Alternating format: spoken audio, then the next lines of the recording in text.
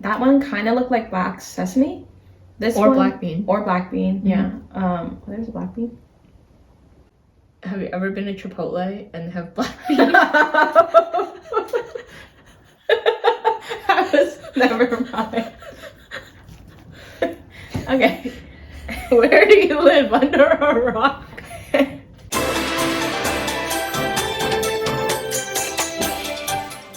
Hey guys, welcome back to Twins Try. I'm Christy. I'm Wing.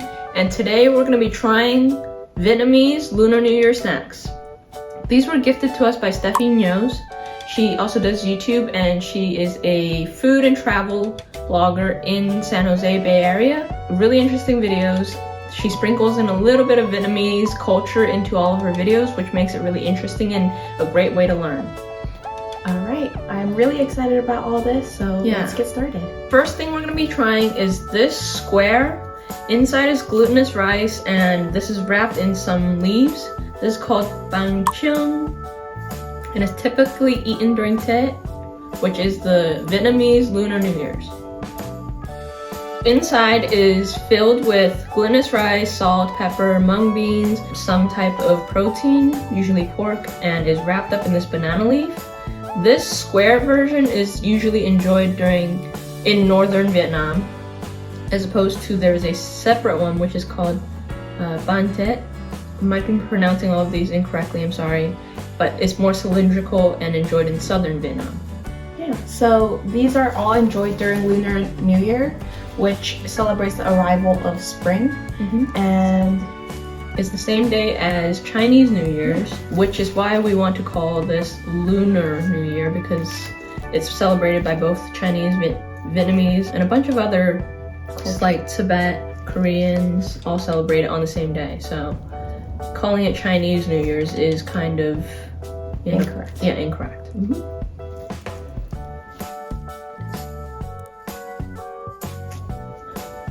It's really stuck. Looks really good. Yeah. It's yellow rice. Yeah. Because when we have something very similar to this, we call it chưng, and it's white. It's white rice versus this one. Which also has mung bean and some kind of like pork. Protein. Usually we put a Chinese sausage called bắp chưng in it. And dried shrimps, usually, sometimes. Oh, and then there's another one that we have, which is called lo mai gai, which also uses glutinous rice. This is what it looks like outside of the banana leaf, and we're gonna go ahead and cut into it so you can see what it looks like in the inside. Okay, so we've cut it in half, and you can clearly see where the mung bean is. It's this yellowish right here. And then the pork. And the pork sits on top. So let's taste it warmed.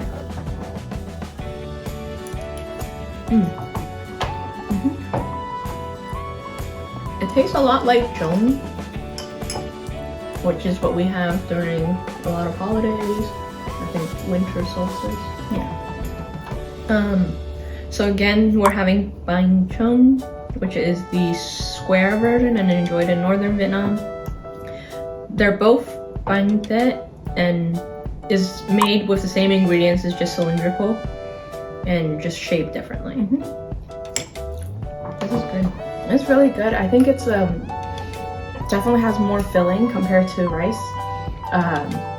Whereas our chưng, we kind of have a lot of rice everywhere. And then our shape is kind of like a triangle. Yeah, so it's like that almost. I find it interesting they layer everything. Yeah, because when we make it, we cup it like this. You put the rice, and then you put some mung bean, you put pork, you put one lap churn, and then you put a little bit of peanuts. I think some people do peanuts, some don't. And then you fill more rice, and then you do some complicated thing and twist it up and tie it. And tie it. Well, you don't twist it up, you twist the rope and tie it.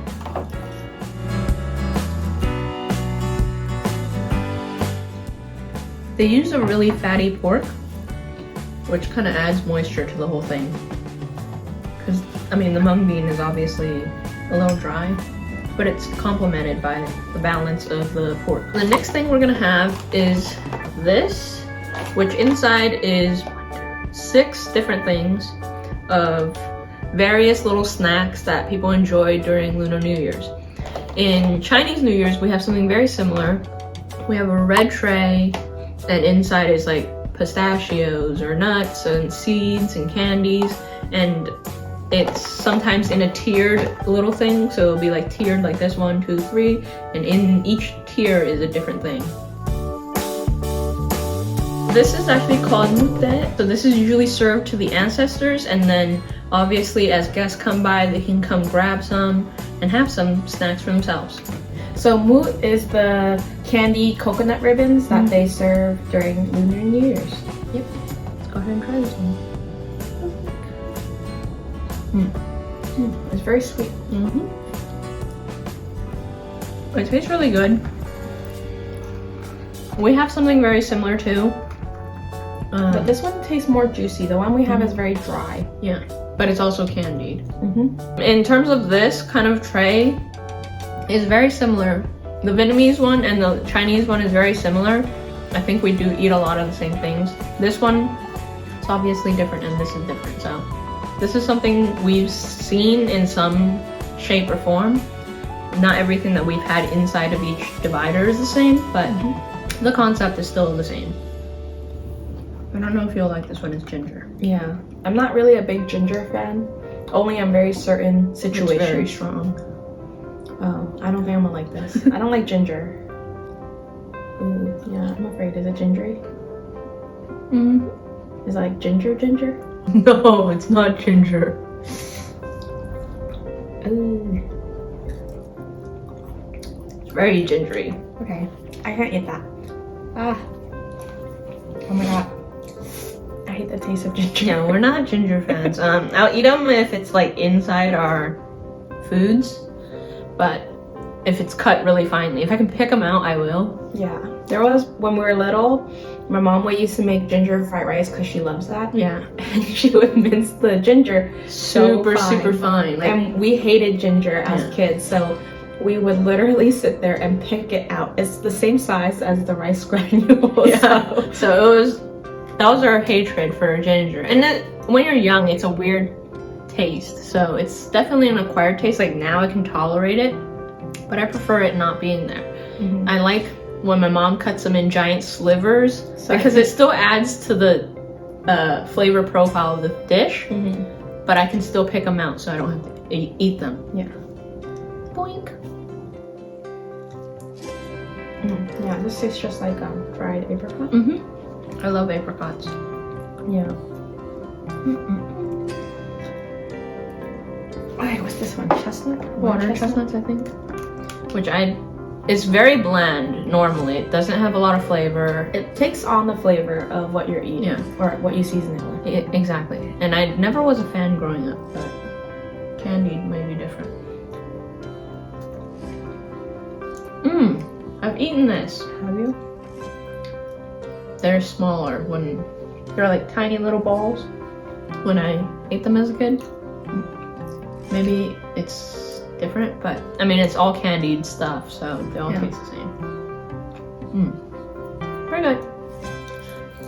Okay, the next thing we're gonna try is this one that's wrapped in clear cellophane. It looks like a sticky candy. It does feel like a sticky candy too. It smells a little sour. I don't think it's like super sour like sour candy, but I don't think it's sweet. It might be a fruit of some sort. Turned candy or something. This one's really interesting. I've personally never had this one. Smell it. It's like almost got a sour smell to it, right? Yeah. Ready? Doink. It's not super sour. No? It's sour. It's not super sour. It's not like when we had the sour candy challenge. That was sour. I actually kind of like this. It's not overly sweet. You can eat a couple of these. These ones you will get kind of sick of just because there's so much sugar in it. So I think this one is like a good balance to all of the sweetness. Yeah, definitely erased all the sweet feeling out of my mouth.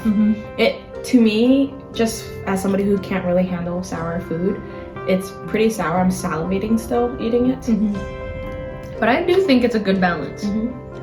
Cool, you wanna try our last one in this thing? Look like mango.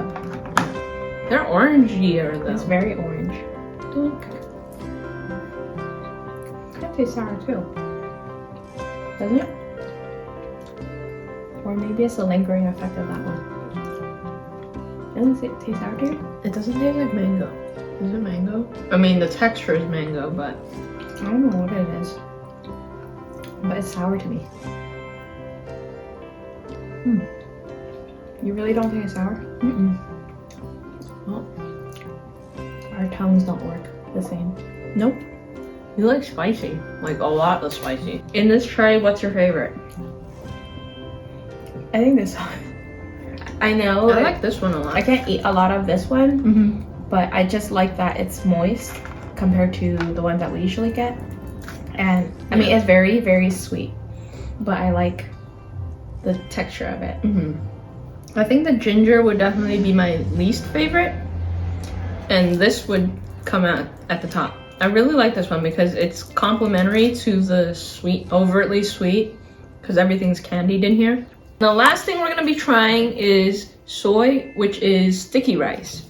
So it looks like there's some sugar and peanut, sesame kind of mixture here, maybe no sesame, and you sprinkle this on top, and these are just glutinous or sticky rice, which may or may not be flavored. There's shredded coconut on it. Looks really good. I think this one is gonna be super up my alley. Let's go ahead and dunk.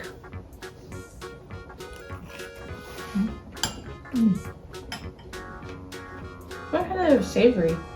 Cool. Ready for the next one? Yeah, go for it.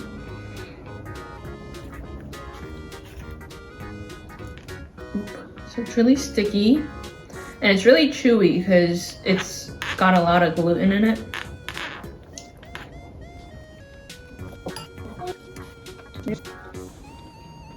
This one is not very flavorful by itself. I'm starting to feel like they put salt in that mixture too. This one was not as salty though, Yeah. as a mung bean. I feel like more bland too. It doesn't have a flavor. Yeah. This one definitely takes on whatever you put on top of it in the flavor profile. This one already had a depth of flavor with the saltiness on it. And so this one I enjoy more than the red or orange one. And peanut.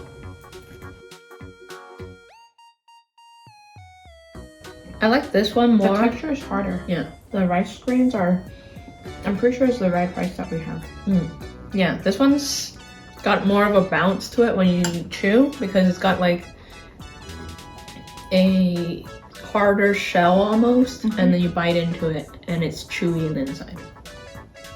You wanna try the last one? I hope this one smells or has a lot of pandan flavor. It tastes like rice with the seasoning. This is the smallest hint of pandan. It's not very forward, but it's there. I think in terms of which one I like the most, it's the mung bean one. Me too. I think that one has the most depth in flavor. This one, the mung bean, is definitely my favorite. Then this black one right here. Then it's kind of a tie between the pandan and the orange one. They're very similar in flavor profile. It's not a lot of textural differences there. Yeah. I was kind of expecting it to already be a sweet rice, but it's really not. It's kind of, it's very dependent on that salt sugar mixture. Yeah, which I think is a good thing, because if these were already sweet, it'd just be overly sweet. But just looking at it, doesn't it look like it would be sweet? Yeah, I expected a lot more flavor just because of how vibrant and colorful they are. But I do understand that the colorful aspect is more so it's appealing, right? Yeah. All right. Well, that concludes the snacks for Vietnamese Lunar New Year. Yeah, what did you like the most out of everything here? That one. Yeah, I really like liked this. the, I forgot what is it called? Chưng. Yeah, this one was my favorite just because it's I think the thing I will probably go get again. Yeah.